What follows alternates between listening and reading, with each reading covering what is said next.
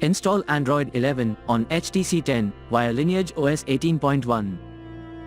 Please check the description for important notes and all the download links. First, download ROM and GApps packages, then transfer the downloaded files to the phone storage. Link is in the description below.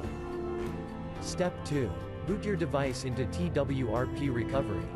Once in TWRP, click on Wipe, Advanced Wipe, and select the check boxes, as shown in the image, excluding internal storage. Step 4. Swipe the button to wipe the device. Step 5. Go back to the recovery main screen, and tap on the Install button. Step 6. Navigate to the storage, and select the ROM zip file. Step 7. Finally, swipe the button on the screen to install ROM file. Step 8. Flash the GApps zip package, in the same manner. Step 9.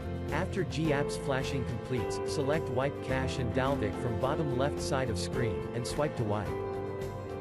Step 10. When the flashing process is complete, hit Reboot System. That's it, you have successfully installed the ROM on your device.